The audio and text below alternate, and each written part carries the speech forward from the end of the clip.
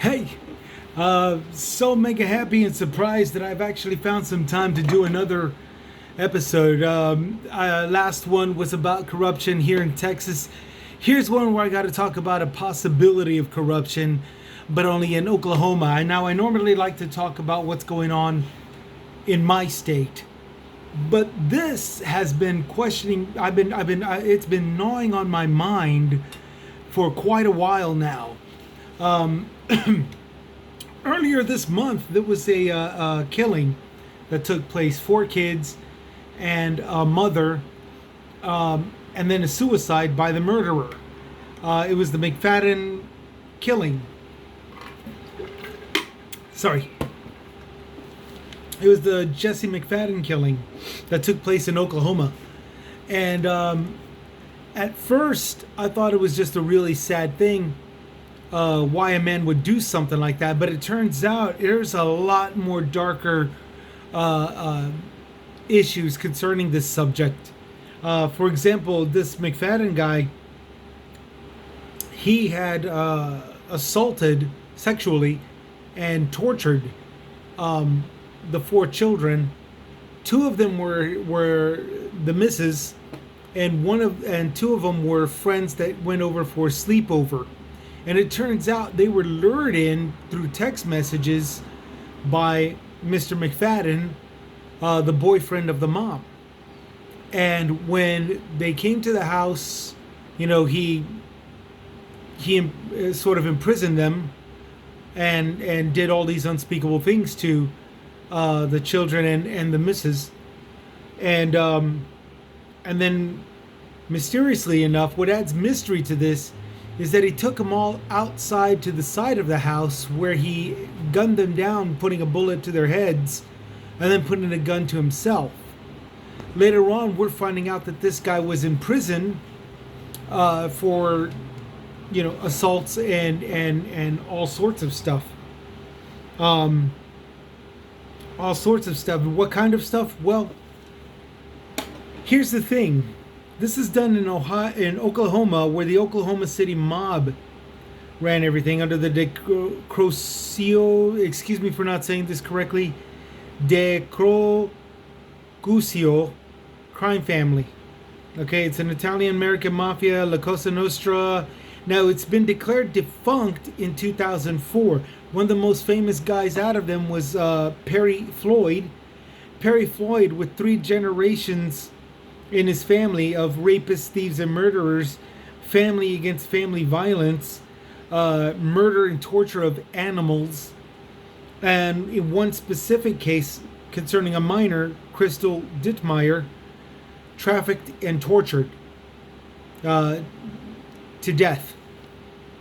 Now, these are eerily similar to what James McFadden was doing in the same general area. So a question came up in my mind: would Jesse McFadden be related or have any kind of affiliation to Perry Floyd, or for the crime family, the Floyd's crime family, the De Crocusio crime family? Okay, would there be any kind of relations or affiliations with this crime family? And again, it's just because it's just so eerily similar styled killings that's taken place. And would the suicide have been done to avoid troubles on not just the law, but on both sides of the law, which led to other questions. Now, I looked at the names of the victims, and I honestly did not see any of them in relation with the big bosses and the head honchos of the De Crocusio family. But that doesn't mean that there wasn't any other members there.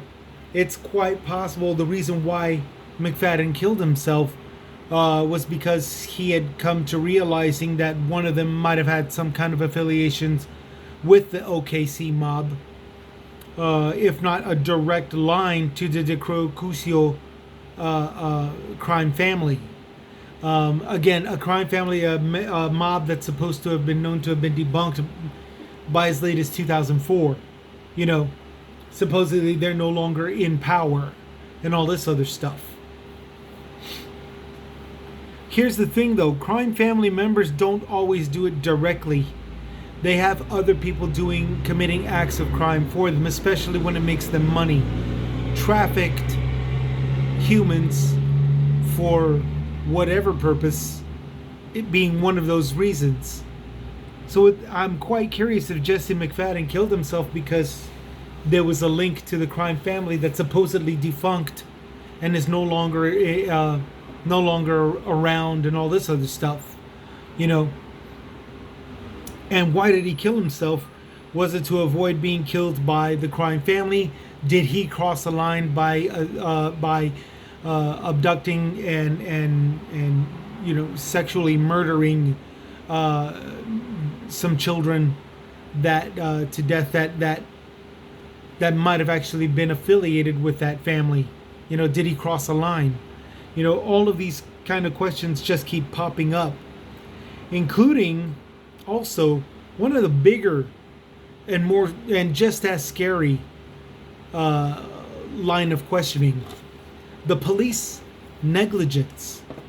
Okay, there was a video of one of the victims' father who went inside the house wondering why nobody investigated the house. They only investigated the killings on the side of the house. Nobody really went in. And at first they said, well, it's under a special victims unit, the equivalent of a special victims unit. It's not their business to do so. Here's the thing. Nobody, not even from this particular department, went inside to investigate what happened. Why did this happen and what might have caused it and all this other crap. So he went in, the father of one of the victims went in, started taking photographs of himself, not himself, but taking photographs personally of crime scene areas. And then he called the police and told them what he saw. And what he saw were his child's phone, the other 3 kids' phones, and about 5 extra phones with that have stickers on them and stuff that are clear signs that they belong to other children. Okay, and he called upon the police reporting this, and the police sent somebody to take crime scene photos. You know, along with it, while the guy was there, the crime scene investigator, the city crime scene investigator, is taking photos and just taking random photos of nothing, and then playing stupid, acting, well, what else should I take a photo of? And this is infuriating the father, and he's got this all on video, where he's saying, where he's pointing out extra purses that don't belong to the wife, different size purses that with different names on them, different identifications in them, those phones, packages of other articles of clothing that don't belong to the immediate children in the family of that house. And here's the thing that caught my attention is where the father said he's going to expose what's going on, or in more specific terms, what's not going on, and why this is not being investigated, and why it's just being snubbed off. And the crime scene investigator literally looked at him and said, well, what good would that do? And the father was kind of stumped, but here I was watching this on my screen going, what the hell? You know, I was getting mad, and I'm not a father of any of those, children, So it got me thinking, why would the police neglect something like this? Why would the cops literally try to snub off an investigation to this horrible crime? And these questions are: will there be cops exposed as participants, or maybe even customers who might have taken part in this particular crime or any other crime similar to this case? And I think that's a very reasonable question. When you got cops that are neglecting to do their investigations to try to track down not just whoever responsible for this killer. I mean, like, the killer killed himself, yeah, but why? And when you got cops not investigating that, worse yet, snubbing off the investigation, you know, it raises some concerns. I think it's a very reasonable question to think that they were involved. You know, why else would they brush it off? Why else would they brush off this case? There has to be an involvement. There's law enforcement negligence into this, and it's kind of you know, silly not to think otherwise, despite the fact that we're all led to believe that this kind of organized crime and underground crime is supposed to have been defunct. So technically, you know, and the organized crime who pays cops to look the other way, to snub off investigations. What is this, an old habit? Or is he still on the payroll? Are these cops still on the payroll? I think they're very reasonable questions. I think it should be heavily investigated, and I think a crackdown should be taken into effect. Because once you got going on over there in this is just in Oklahoma, but to think that it's not going down here in Texas, it's not going down in other states, that's just plain gullibility. And to think that we shouldn't be aware of that and all this good stuff, that, you know, that is very irresponsible. And for everybody out here to not have at least an awareness to this kind of crime, that's irresponsible, and that's just wrong. Okay? So for all of the media people, and I hate to say that, because one of them I actually admire. She's a real good journalist. But when she found out about the criminal negligence concerning this, she just started crying and just outrageously yelling and all this good stuff. And I can't blame her, but I'm just so used to seeing her as a far more professional journalist, a far more hardcore journalist on a professional level. But, you know, I mean, give a lady a break, you know, give a girl a break. She's not entitled to freak out at least once whenever some kind of horrific thing is done. So, I personally am backing her up, and I'm backing up every journalist and investigator out there who probably haven't asked these questions, or have asked these questions to themselves, just not in public, declared anything in public. This nobody American that's you know that's been too busy working on projects here and there and stuff with this very little time for the past month. I mean, I've been working for the past month, and I haven't had a chance to voice my concern at all on quite a few issues. But now that I've got the time now that I've got the day off now, I can actually say something, and I want to start with this one right here. You know, what the hell was it with that criminal negligence? You know, the police investigating negligence is what I should say. How in the world was that not corrupt? You know, and how many of them are involved, not in this case in particular, but cases similarly, because again, these crimes are very seriously, eerily similar, going as far back as the 1990s when Perry Floyd was committing these crimes. Okay, these types of crimes. And I don't know if you noticed or not, but McFadden isn't exactly a young buck. He's not under the influence of rap music or something.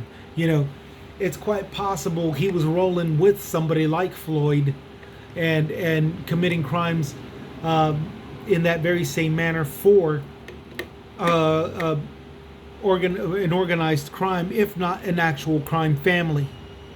You know, and he killing himself is to avoid troubles from both sides of the law, to where he's not, you know, to where everybody else can dust their hands and say, hey, I'm not involved. It's quite possible that this is going on, and again, it's quite possible that there were cops involved. And I hate to say that, but it's very possible, especially when you got all the cops saying, you know, what good would an investigation do? Trying to snub it off. Okay? that is a very serious thing to notice. It's a very serious aspect of today's society, and it should be looked into a little bit deeper, in my opinion, and hopefully in your opinion, and hopefully in the opinion of the United States and the rest of the world. Stuff like that just shouldn't be. They shouldn't be getting their way in blowing off investigations, especially with something so horrendous as this. A full-grown woman, 4 kids, all of them sexually abused, possibly trafficked, and then clean getaway by killing himself, and not having anybody else that might have been involved or participated facing justice. That's serious.